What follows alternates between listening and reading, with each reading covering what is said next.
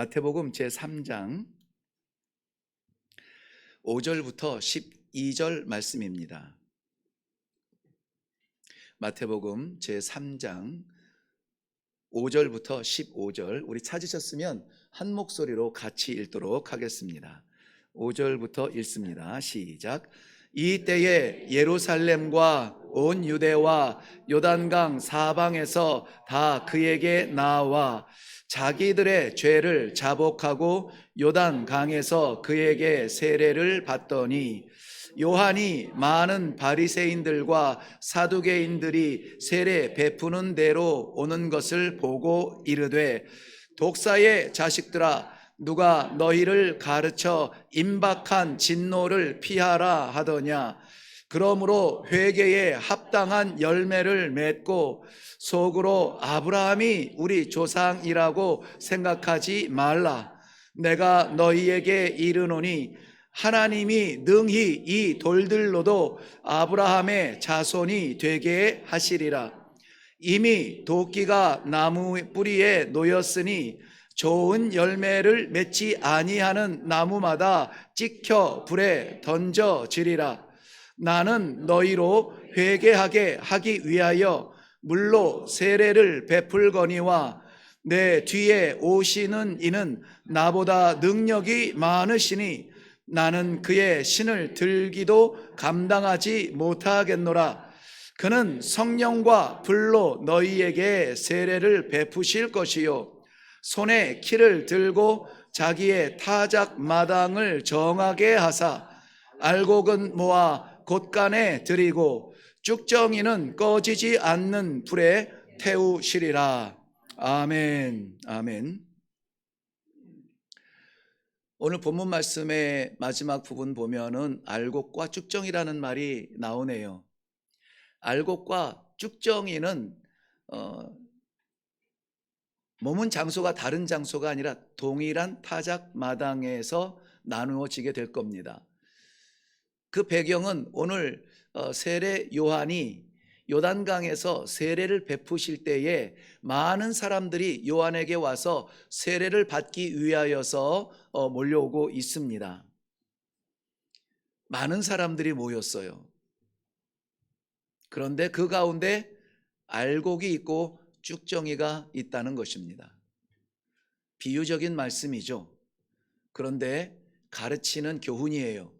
왜냐하면 모여드는 그 사람들 가운데서 누가 있었냐면 회개하고 세례를 받기 위해서 오는 사람도 있는데 그 가운데 바리새인들과 사두개인들이 오는 것을 보고 이렇게 말합니다. 너희가 이런 일을 행함으로 말미암아 긴박하게 다가오는 심판을 면하려고 하지 마라. 저들의 세례에는 두 가지, 그러니까 바리새인들과 사두개인들이 받으려고 하는 세례에는 두 가지 목적이 있죠. 먼저는 아이고 이거라도 우선 받아보자. 이게 진리면 멸망하지 않겠지. 그런 게 있는가 하면은 또 다른 하나는 종교인으로서 그 진실을 파악하기 위해서 파견되어서 온 것이죠. 바리새인들과 사두개인들은 거룩한 옷을 입고 정갈한 곳에 서서 말씀을 증거하고 이것이 율법이요 저것이 불법이요를 외치던 사람들입니다. 그렇기 때문에 에스테네파라고 하는 이 순수 복음으로 순수 복음으로 세상 것 자랑하지 않고 세상 것 내려놓고 하나님 앞에 순전한 어린아이처럼 살기를 원합니다. 세상에 이 편리한 것 다 떠나서 광야에서 석청과 석청을 메뚜기 먹으면서 그렇게 자기 신앙을 지키는 사람이 있다고, 사람들이 그 말씀을 들으려고 몰려든다고, 그에게 세례를 받으면은 뭔가 씻어진다고 한번 가서 보자 하고 몰려왔던 것이겠죠. 성경은 침묵하지만 세례 요한을 통하여서 하나님은 이렇게 그들을 한마디로 정의하십니다. 독사의 자식들아. 그 독사의 자식들이라고 지목을 받은 그들은 이 마지막에 비유되는 쭉정이 같은 존재들로 받아들이겠죠. 그런데 공교롭게도 그 모두 다가 동일한 자리에 있다는 것입니다. 이 시대에 성도라고 하는 동일한 이 특권을 가지고 살면서도 하나님께서 마지막 때의 심판 때에는 누군가는 알곡으로, 누군가는 쭉정이로 나뉘어집니다. 누군가는 양으로 오른편에 우편에, 누군가는 염소로 좌편에 나뉘어진다는 것입니다. 이 구별은 세상과 교회의 구별이 아니라 교회 안에 말씀을 받으려고 하는 성도들 안에 나뉘어지는 것입니다. 자, 그렇다면은 무엇이 성도 가운데에 알곡과 쭉정이로 나누는 기준이 될까요? 세례 요한 앞에 몰려드는, 구름대같이 몰려드는 그러한 사람들, 천차만별의 사회적인 지위와 재산의 가치와 그런 경험들을 다 물리치고라도 그들을 향하여서 나눌 수밖에 없는 그 중심은 무엇일까요? 아마 우리는 제가 여러분들에게 10번을 물어봐도 10명에게 물어봐도 동일한 대답을 할 것입니다. 알곡이기를 원합니다. 하나님의 어린 양 되어 그 우편에 앉기를 원합니다. 하나님의 나라에서 영원한 찬송으로 구원의 삶을 살기를 원합니다. 그렇다면은 알곡과 쭉정이의 그 기준은 알아야 되겠죠. 무엇일까요? 오늘 말씀에서는 불과 성령의 세례라고 말씀하고 있습니다. 늘 강조하고 있습니다마는 우리 교회에서, 기독교 안에서 질서로 주어진 직분이 우리를 거룩하게 만들지 못합니다. 우리의 신앙의 세월이 우리를 거룩하게 만들지 못해요. 우리 안에 하나님께서 약속하신 그 성령이 우리를 거룩하게 하십니다. 그러므로 우리가 이 자리에 앉아 있다고 해서 우리가 거룩하다 말하지 않아도 돼요. 왜냐하면 이 안에서 나는 거룩하지 않다라고 말할 사람은 한 명도 없습니다. 하나님께서 기대하시는 거룩은 이 자리에서 아름답고 거룩한 찬송을 하는 것이 아니라, 아름답고 거룩한 삶을 보여드리는 것이 아니라, 우리의 거룩은 저 문 밖에 있는 세상의 우리 삶의 자리에서 거룩하기를 기대하시는 것입니다.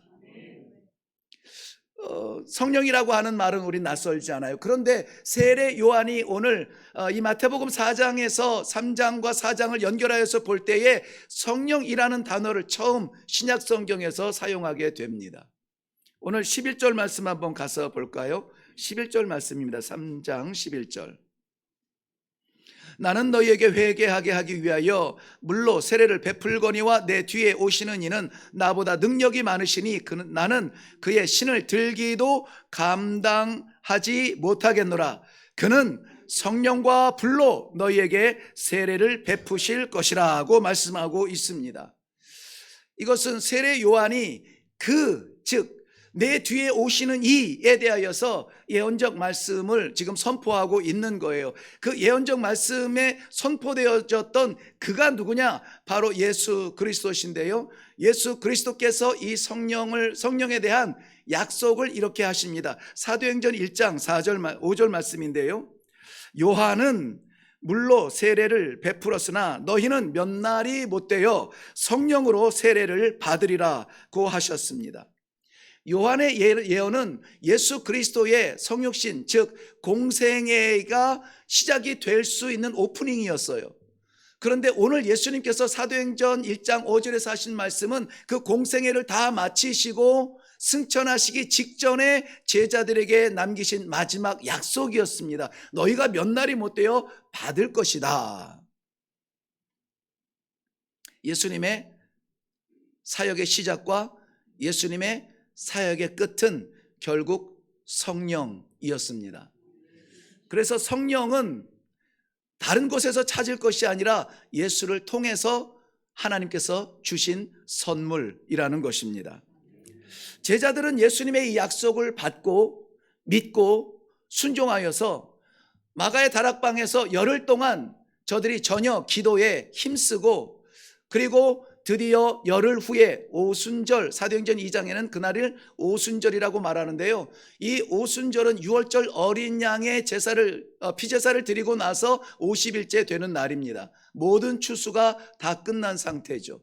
그때 드려지는 이 오순절 잔치를 생각을 할 수가 있는데요. 예수님께서 십자가에서 어린 양 보혈로 그의 성육신적 사명을 다 하시고 나서 40일 동안 지구촌에 계시면서 제자들에게, 많은 증인들에게 부활의 모습을 보여주셨고, 승천하실 때에 기도를 명령하셨고, 열흘 동안 기도한 이후 50일째 되는 바로 그날입니다. 약속대로 성령은 불의 혀처럼 갈라져 모여 기도하는 120명의 성도들 각 사람, 즉 모든 사람 머리 위에 임했다는 것을 우리가 이미 잘 알고 있습니다. 그 현장을 기록한 것이 사도행전 2장 1절에서 4절인데요. 제가 읽어드리겠습니다. 오순절 날이 이미 이름에 그들이 다 같이 한 곳에 모였더니 호련히 하늘로부터 급하고 강한 바람 같은 소리가 있어 그들이 앉은 온 집에 가득하며 마치 불의 혀처럼 갈라지는 것들이 그들에게 보여 각 사람 위에 하나씩 임하여 있더니 그들이 다 성령의 충만함을 받고 성령이 말하게 하심을 따라 다른 언어들로 말하기를 시작하니라. 성령의 역사가 나타나는 것인데요, 이것은 어떤 현상, 기이한 현상이 나타난 것이 우연이 아니라 분명히 하나님께서 약속하신 예언이었고, 예수님께서 약속하신 그 약속이었고, 그 약속이 현실로 나타나는 현장이었습니다. 로마서 8장 9절 말씀에 보면 만일 너희 속에 하나님의 영이 거하시면 너희가 육신에 있지 아니하고 영에 있나니 누구든지 그리스도의 영, 즉 성령이 없으면 그리스도의 사람이 아니니라. 이 말씀은 두렵기도 하고 이 말씀은 감격스럽기도 합니다. 왜냐하면 우리의 삶의 현장이 살아있는 제사처럼 드리지 못하는 연약함을 볼 때에는 정말 내가 그리스도의 영으로 살아가는 사람인가 고민조차 하지 않았던 우리들의 삶을 보면 깜짝 놀랍니다.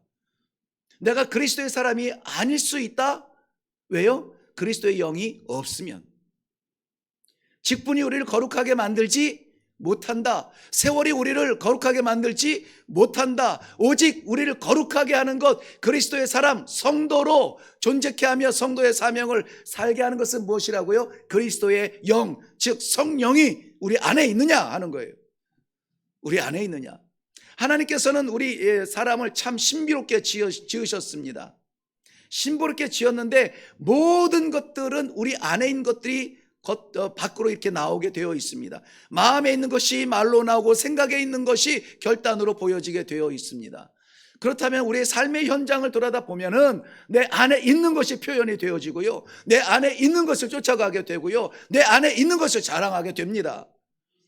지난 한 주간의 우리의 삶 가운데 과연 그리스도의 영이 내 안에 있어서 말할 때, 생각할 때, 결단할 때 내 안에 있는 그것이 튀어나와서 주님 무엇을 원하십니까? 주님 이것을 기뻐하십니까? 주님 내가 잘 가고 있습니까? 주님 내가 연약합니까? 연약하면 어떻게 해야 되죠? 기도해야죠. 연약합니다. 붙들어 주옵소서. 내 힘으로 몸부림치지만 다 할 수 없는 아버지의 영광입니다. 영광이 가득 채워질 수 있도록 아버지 역사하여 주옵소서. 역사는 세월을 말하는 것이 아닙니다.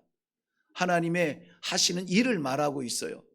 그러므로 우리가 쭉정이냐 알곡이냐를 마치 무슨 동화책 보듯이 쭉정 있고 알곡이 있네, 마치 사람들 구경하듯이 세례받으러 와서 회개하는 사람이 있고 종교인으로 와서 판단하는 사람이 있네, 그것이 아니라 과연 알곡과 쭉정이를 구별하는 그 기준이 성령, 즉 그리스도의 영이라면은 내게 그리스도의 영이 나를 지배하고 있는가, 통치하고 있는가, 나는 그리스도로 인하여서 살아가고 있는가, 나는 그리스도와 함께 시간을 보내고 있는가, 내 결정에 그리스도의 영향력이 있는가, 아니면 내 삶이 내 주인인가, 내 가족이 우선인가, 내 이름이 자랑인가 하는 것들을 말씀 앞에서 우리는 곰곰이 생각해 보아야 합니다. 그래서 아무쪼록 오늘 이 예배를 드리시는 성도님들, 기도 가운데 고백했지만은 이 예배 이전의 삶과 예배 이후의 삶이 반드시 변화가 있기를 바랍니다. 이전에 내 안에 그리스도께서 살아계시고 그리스도의 영, 성령이 내 안에 가득 찼음에도 불구하고 마지막 결단의 순간에 우리의 편함과 우리의 안락을 위해서 참아냈던, 눌러왔던, 감추어졌던 그러한 결단들이 있었거든. 이제로부터는 순간이라도 우리가 시도하고 순종하여서 내 생각 속에 그리스도가 채워지기를, 내 삶 속에 성령의 역사가 나타나기를, 신앙은 지식이 아니라 내 삶에 나타나는 하나님의 선물임을 간증할 수 있는 그러한 시간들로 변화되기를 바랍니다. 우리 찬양만, 기도하는 마음으로 부르는 찬양만 감으로 메마른 땅 위에 성령의 단비를 부어달라고 부를 것이 아니라, 내가 하나님을 찾지 못했던 시간들이었다면 하나님, 내가 주님을 부릅니다. 사람 찾아 전화기 두들기는 그 시간에 아버지의 이름을 한 번이라도 더 부를 수 있도록 내 신앙 양심을 만져주시고 나를 다스려 주시옵소서. 요즘 같은 시대에 너무나 묶여있던 관계 속에서 새로운 만남을 위하여서 많은 사람들을 만날 줄로 믿습니다. 그런데 간절히 바라기는 대인관계 속에서 대신관계가 먼저 이루어질 때에 하나님께서 우리에게 대인관계를 허락하신 의미를 우리는 이룰 수가 있을 것입니다. 하나님 없는 대인관계에서는 세상의 삶으로 끝날 것입니다. 그 모든 것들은 다 묻히게 되죠. 그런데 하나님께서 작정하시고 보내시는 사람들이라면 우리가 기도하여서, 우리가 말씀 받아서 그 만남이 하나님 보시기에 아름다운 만남들이 될 것입니다. 지금 우리가 이렇게 모여서 이렇게 아름다운 예배를 드리고 있습니다. 아름다운 성도들의 모습입니다. 참 귀합니다. 그런데 이 안에 그리스도의 성령이 없다면 우리는 허송세월하는 것입니다. 그러나 우리의 연약한 삶, 부족한 삶, 돌아보면 부끄러운 나조차 보기도 부끄러운 나만의 삶이었다면, 욕심의 삶이었다면, 세상의 삶이었다면, 이 자리에 있기 어려운데, 있을 수 없는데 불러주셨다면 그것은 성령의 선물이고 그것은 하나님의 은혜고, 성령께서 우리를 주관하여 주시어서 들어놓고 싶었지만 흔들어 깨우셨고, 쉬고 싶었지만 우리를 일으키셨고, 이 자리까지 3층까지 두벅두벅 걸어 올라와 하나님 앞에 예배 드리게 하셨다는 하나님의 섭리를 믿으시기를 바랍니다. 믿으시기를 바랍니다. 그럴 때 우리의 갈급한 것을, 우리의 답답한 것을 채우는 것은 성령이에요. 하나님의 것입니다. 우리가 성령을 위해서 기도하는 소리들이 많이 줄어들었고요. 우리 삶의 필요를 채우기 위한 기도의 소리는 여전히 변하지 않았습니다. 제가 오늘의 이 예배를 중심으로 기점으로 해서 이전의 삶과 이후의 삶이 변화가 있으면 좋겠다고 했는데, 이상하게요, 제 개인적인 주관적인 관점일 수는 있습니다만은 한국 교회에서 예배를 드릴 때의 그 예배의 분위기나 모습이, 제가 그 선교사로 떠나기 전과 선교 이제 국내 목회를 위해서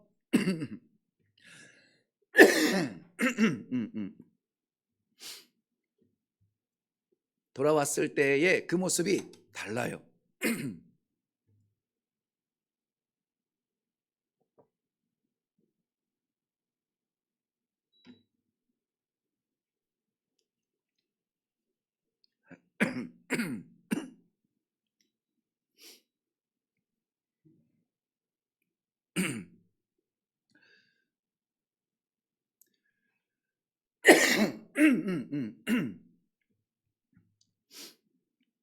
네, 필요하네요. 네, 조시는 분도 깜짝 깨고. 제가 설교 중에 물을 마시는 건 아마 이래교에서 처음인 것 같은데요.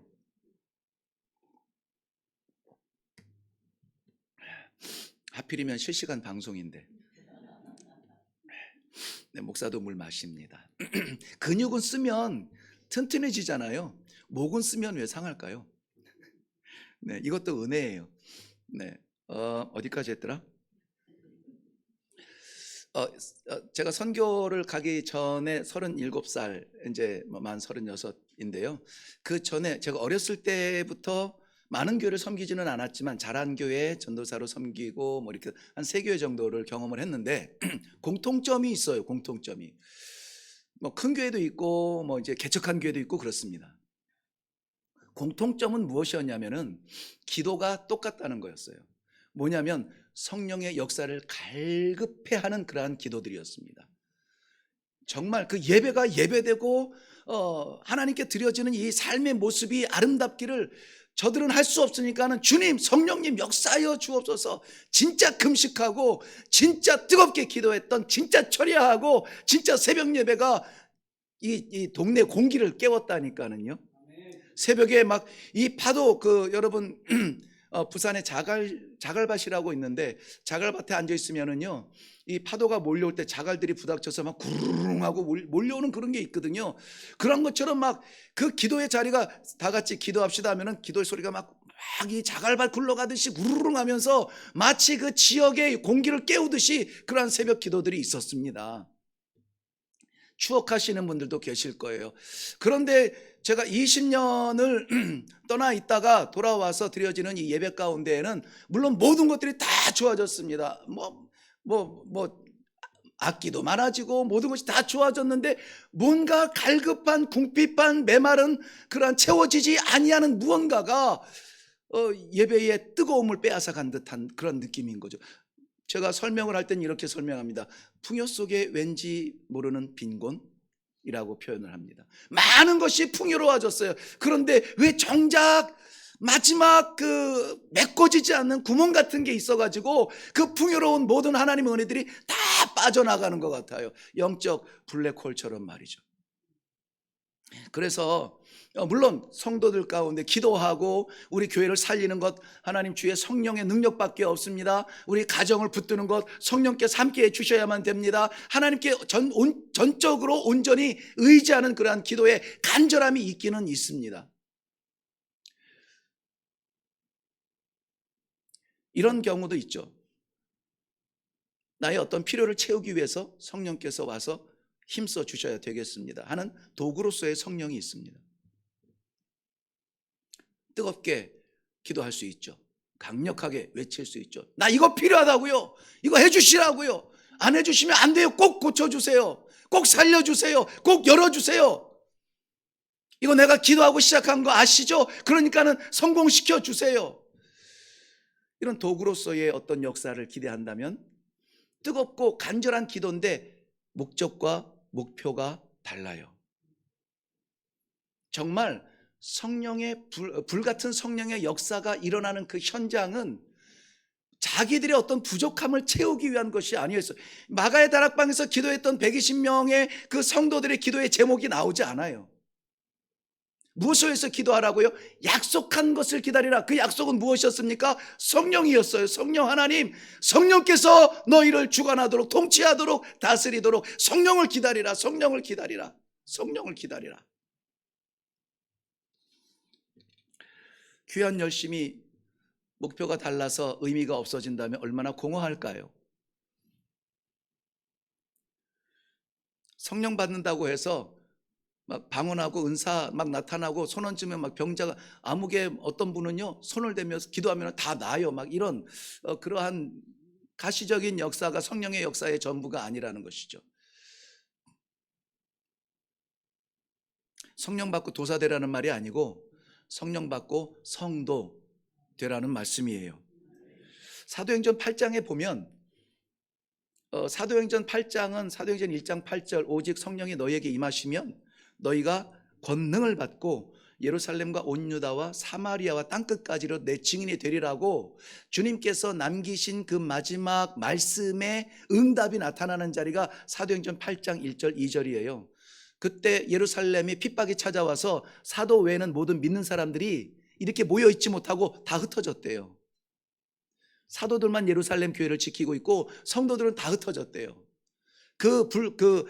이 발화점이 뭐냐면 스데반 집사님의 순교예요. 이렇게 성령 받아서 복음을 증거하는데 이 복음을 증거하고 이 복음을 변질 없이 이제까지 너희가 알고 있던 그런 거 아니고 너희에게 듣기 좋은 그거 아니고 너희가 간직하고 있던 거 말고 정말 하나님의 구원의 역사는 우리가 십자가에 아니라고 못 박은 그 그리스도 외에는 없다. 이 복음 외치다가 순교하는 스데반 집사님의 순교로 말미암아 예루살렘 교회에 핍박이 찾아와서 흩어집니다. 그 가운데 초대교회 집사로 부름받아서 집사로 잘 열심히 섬기던 빌립 집사님은 사마리아까지 가게 돼요. 사마리아.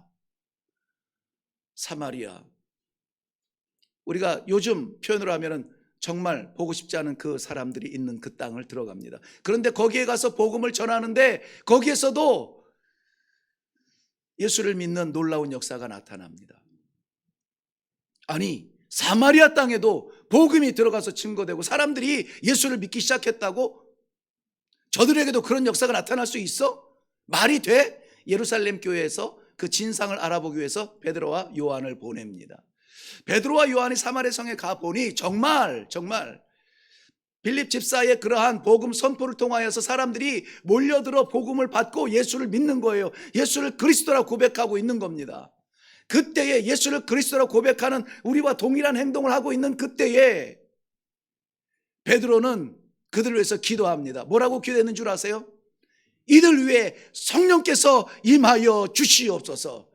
예수를 믿는데 성령이 임하게 해달라는 거예요. 예수를 믿고 복음을 듣고 알고는 있는데 아직까지 그때까지 성령은 임하지 않았다라고 그렇게 표현하고 있습니다. 그런데 성령이 임하고 나서 저들은 기도하는 자마다 기도할 때에 귀신이 쫓겨나가고 병들이 치유되고 놀라운 역사가 막 나타나는 거예요. 복음이 마치 폭탄처럼 터져서 그 복음의 암흑 지역에 하나님의 십자가를 세우기 위해서 하나님이 역사하시는 것인데요, 그것을 곰곰하게 이렇게 눈여겨보고 있던 사람 하나가 있는데 이름은 시몬이라 하고 그의 직업은 우리가 흔히 말하는 마술사예요. 사마리아 지역에서 이런저런 기이한 일들을 하면서 인기가 꽤 많았던 사람이죠. 그런데 빌립이 와서 하는 얘기를 듣더니 사람들이 막 몰려가기 시작합니다. 뭔데? 베드로가 와서 기도하니까는 성령의 역사가 나타나서 귀신들이 막 나가고 병든 자가 일어납니다. 아, 이거였구나. 그러면은 성경의 표현대로 보면은 돈을 저들에게 가지고 와서, 베드로에게 돈을 가지고 와서 당신들이 지금 역사하는 그 성령 나도 좀 받게 해 주십시오라고 말합니다. 예수 믿는 현장에서 그도 예수를 믿었다고 말해요. 그도 그 무리 가운데 있었다고 말합니다. 밖에 있지 않았어요. 그 안에 있었습니다. 그런데 베드로는 그 시몬에게 이렇게 대답합니다. 내 은과 함께 네가 망하리라. 내 은과 함께 내가 망하리라. 무엇을 위하여서 기도했어? 명성을 위하여서, 은을 위하여서, 더 잘되기 위하여서 성령을 구했던 것입니다. 나의 무엇을 채우기 위하여서 성령을 구했다는 것입니다. 그렇다면 채워지면 성령이 주관하나요? 우리의 경험이 그렇습니까? 우리가 정말 갈급하여서 채워달라고, 살려달라고, 해결해달라고 해서 성령이 정말 역사에서 채워졌는데 채워짐으로 말미암아 우리의 찬송은 더 뜨거워졌습니까? 기도의 시간이 많아졌습니까? 말씀의 시간이 늘었나요? 이 모든 것들이 다 복음의 영역 안에서 일어나고 있다는 사실이에요. 중요한 것은 뭡니까? 그 공동체 안에 있다는 것이 아니라 그 공동체 안에서 하나님께서 작정하신 이 성령의 충만함, 불의 성령을 받을 때에 비로소 우리는 알곡으로, 비로소 성도로, 비로소 하나님께서 부르신 그 자리에서 하나님 영광을 위하여서 우리가 쓰임받을 수 있다는 사실입니다. 다시 본문으로 돌아가 볼게요. 세례 요한은 예수님께서 성령과 불로 너희에게 세례를 베푸실 것이라, 기억나시죠?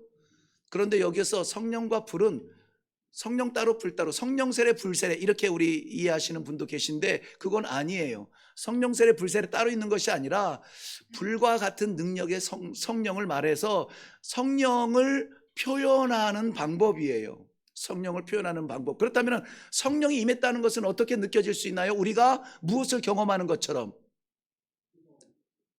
불을 경험하는 것처럼, 불을 경험하는 것처럼. 성령이 내 안에 있는지 없는지 모르겠어요. 불을 경험한 것처럼 성령을 느낄 수가 있어야 되는 것입니다. 그래서 저는 아주 유아기적으로, 유치하게 불의 특성을 좀 살펴보면서 우리에게 그런 일들이 좀 일어났으면 좋겠다, 이런 말씀을 좀 묵상해 보았습니다. 먼저는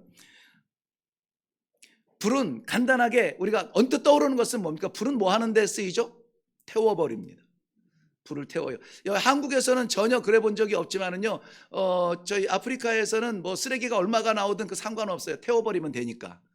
근데 여기서 태웠다간 큰일 나죠? 네, 벌금 내고 잡혀가고 하죠? 네, 그런데 불의 본질은 태우는 것이었습니다. 하나님께서 작정하신 거룩한 깨끗한 정결한 율법적인 흠과 티가 있어서는 받지 않을 거야 하는 그 제물도 태워서 올리도록 되어 있었던 것입니다. 세상이 하나님을 잊어버리고 우상 찾아 이것저것 찾아 즐기는 거 재밌는 거 찾아서 세상 속에 들어가서 우리 삶을 살다가 하늘의 비가 3년 반 멈추고 있던 그때에 하나님께서 살아계심을 보여달라고 기도했던 갈멜산의 엘리야 선지자의 기도에 응답하신 것은 불이 하늘로부터 내려와서 재물을 태웠다는 것입니다. 재물을 적셨던 물까지 태웠던 것이죠. 우리는 불은 태우는 것이지, 당연히 이것은 물리적인 그러한 이해를 알 수가 있습니다만은 유대인들에게는 이것은 물리적인 이해는 아니에요. 민수기 19장에 보면은 하나님께서 부정한 것을 정하도록 씻는 과정이 있어요. 부정한 것, 즉 이 부정한 것은 정하지 않은 거예요. 깨끗하지 않은 거, 하나님이 정하신 부정한 것인데요, 그것은 제사장도 상관없고 백성들도 상관이 없습니다.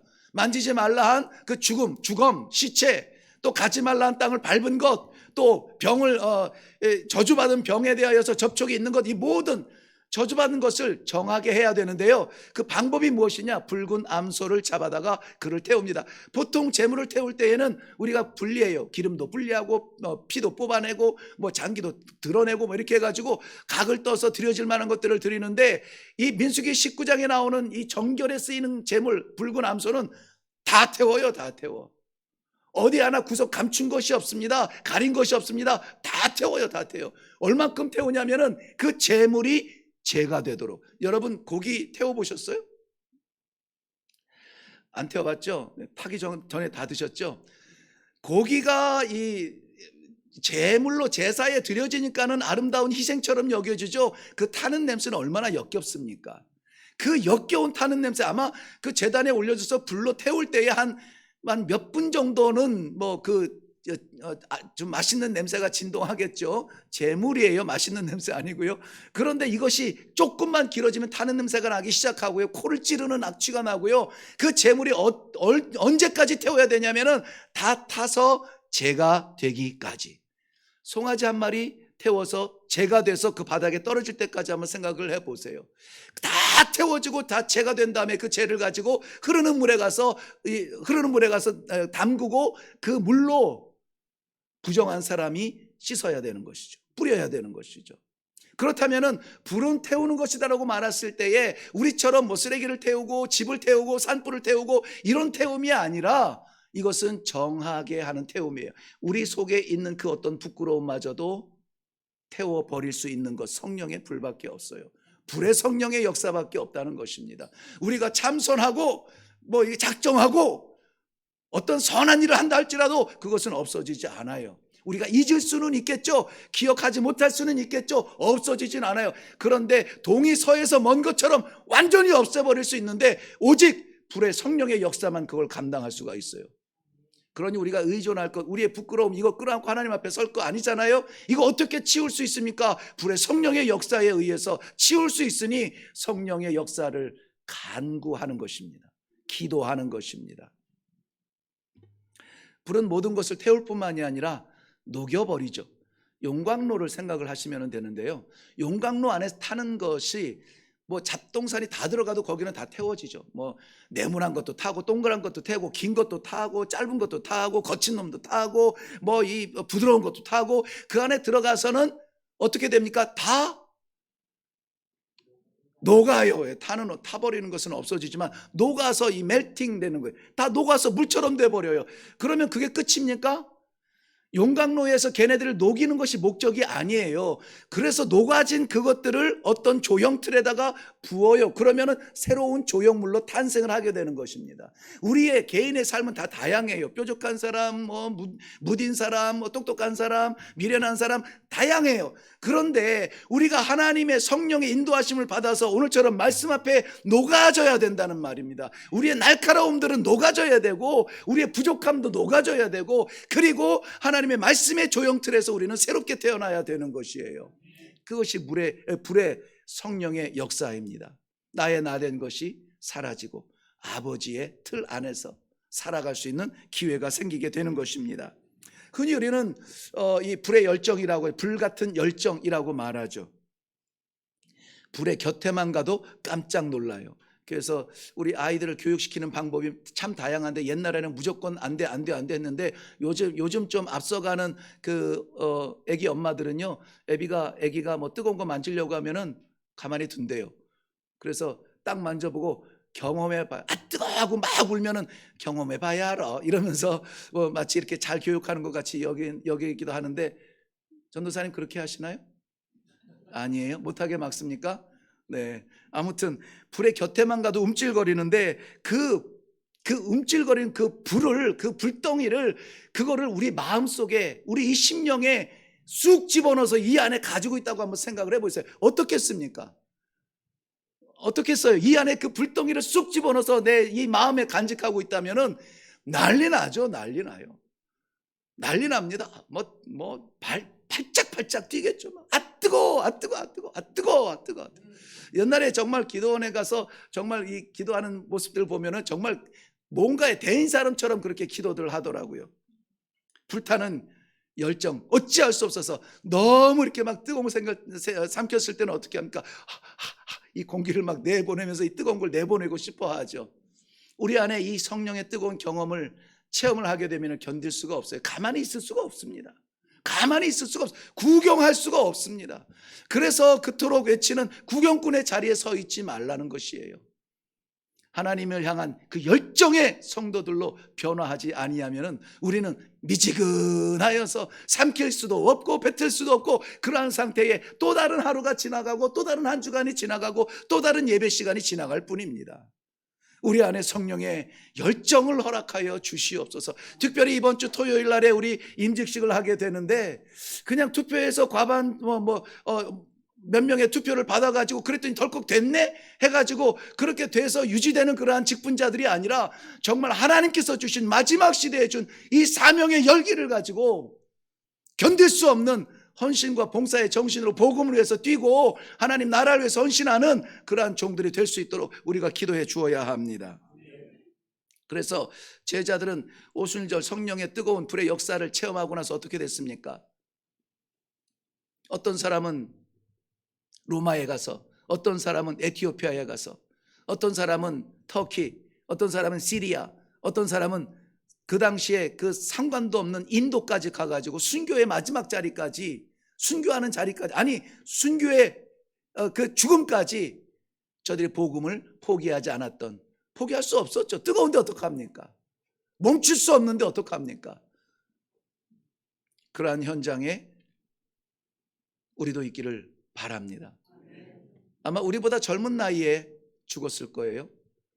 오래 살았더라면 사도 요한이 90을 넘어서 계시록을 쓰는데요, 순교자들보다 나은 삶이었을까요? 아닙니다. 요즘 우리가 계시록 공부하고 있는데, 순교보다 어려운 것이 순종이라고요. 그 순간까지 평생 동안 주의 복음을 위하여 선신했는데 남은 게 뭐죠? 아무것도 없는 그 반모섬에 유배되어서, 죄인으로 유배되어서 탄광에서 금이 아니고 철을 캐고 있죠.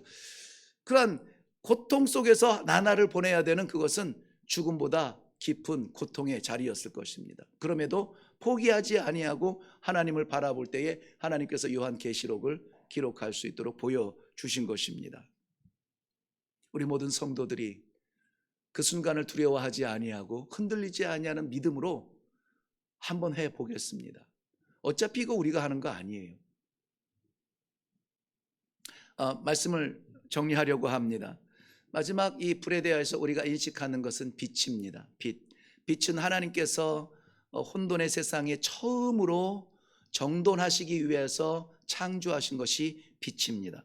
이사야서 9장 2절에도 오실 메시아에 대하여서 예언하실 때 이렇게 했습니다. 흑암에 앉은 백성이 큰 빛을 보았고 사망의 땅과 그늘에 앉은 자들에게 빛이 빛이었도다. 이것을 마태복음 4장에서 인용을 했죠. 그런데 한 장 넘어서 5장이면 이제 예수님께서 산상보훈으로 사역을 시작하실 때인데요. 자, 이것이 구약에서 메시아를 조명하면서 죽음의 땅에 사망의 땅에 빛이 될 것이라고 하는 메시아를 조명했는데요. 정말 그 빛이 세상에 오셔서 예수 그리스도께서 자기 사역을 시작을 하시는데 그 예수님께서는 오히려 우리들에게 마태복음 5장에 보면은 너희가 세상의 빛이라고 말씀하세요. 너희가 세상의 빛이라. 누가? 성도가 빛이래요. 이 빛은 이제까지 전통적으로 메시아를 조명했거든요. 메시아가 이 세상의 빛이다. 요한복음에서도 그 빛이 세상에 왔으나 세상이 그 빛을 알지 못하였다고 그 빛을 예수 그리스도를 말씀하고 있어요. 그런데 예수님은 친히 너희가 빛이라는 거예요. 너희가 빛이래요. 너희가 빛이라는 것입니다. 그 빛을 하나님께서 등경 위에 두었다고 말해요. 등경이라고 하는 것은 등잔을 이야기하는 것이 아니라 이 종지에다가 올리브유를 넣고 심지를 세워서 불을 밝히는 것이 그 당시에 등잔이라면은 등잔을 바닥에 놓으면은 안 되니까는 이 벽 같은 데에 이 진흙을 조금 더 불룩 나오게 손바닥만큼 나오게 이렇게 덧붙이는 그러한 벽이 있어요. 그러면은 요 위에다가 등잔을 올려놓아서 태우는 것입니다. 왜 저 등경 위에 등잔을 올려놓습니까? 등잔을 올려놓고 우리 일회교회에서 몇 번 말씀을 드렸지만 그 등잔을 바라보는 사람은 없어요. 그것을 올려놓고 그 빛이 비추는 그 어두워졌다가 환하게 비추는 여기에 이게 있었구나, 저기에 저게 있었구나, 이 색깔이었구나, 그것을 바라보도록 비추어 주는 거예요. 그러니 이것은 무엇을 말하냐면 너희가 빛이라고 하는 것은 이 구원의 역사와 하나님의 은혜 그리고 성령의 감동, 이 모든 하늘로부터의 선물이 우리에게서 멈추고 우리를 향해서 온 것이 아니라는 것입니다. 우리는 이미 그 빛을 받았어요. 성령의 역사로 빛을 받아서 등경 위에 올려놓았으니 너를 통하여서 어디가 밝아져야 돼요? 세상이 밝아져야 된다는 것입니다. 너를 통하여서 세상이 살아나야 되고 너를 통하여서 세상이 구원을 받을 수 있도록 비추라는 거예요. 이것은 그리스도의 사역인데 그 그리스도의 사역을 오늘날 성도들에게 주고 있는 것입니다. 저는 광고 시간에도 나누겠지만 다음 주 12일부터 16일까지 우리 20 세계 선교팀의 그 선교의 첫 시작을 위해서 라오스를 정탐하러 가야 됩니다. 끊임없이 제가 기도하는 거, 저는 선교 20년을 했습니다. 선교에 대한 인식이 딱 잡혀 있고 무엇이 바른 선교고 무엇이 피해야 될 건지 저는 너무나 잘 알고 있지만 그러나 이 선교를 위해서 기도하는 사람들에게 이것을 말하지는 않았습니다. 그리고 지금 이번에 갈 때에도 내 관점으로 선교지를 바라보지 않도록 계속 기도하고 있습니다. 내 눈을 가리시고 아버지의 눈으로 볼 수 있도록 은혜를 베풀어 주옵소서. 무엇보다 중요한 것은, 유치한 것은 관광객으로 다녀오지 않도록 하나님 나를 지켜 주옵소서. 정말 간절하게 기도하고 있습니다. 어려운 가운데 결정하고 우리 일회교회가 순종하는 첫 번째 파송 선교사인데 이것은 제가 하는 선교가 아니라 우리 일회교회가 하는 선교이기 때문에 일회교회를 대표하는 그 눈을 저희가 가서 받아와야만 되기 때문에 이것을 위해서도 기도를 부탁을 드립니다. 그곳에 일회교회에 이름 하나 세우는 것이 아무런 의미가 없어요. 그런데 일회교회가 세상에 빛이 되어서 그 어두운 땅에 영적으로 깜깜한 그 땅에 빛을 비출 수 있다면 우리는 기꺼이 그 사명을 감당하게 될 것입니다. 지금 복음의 성도는 빛의 사명을 다해야 되는 시대가 왔습니다. 이 등불을 켜서 하나님께서 등대 위에 올려놓았으니 우리는 비추는 사명을 다해야 될 것입니다.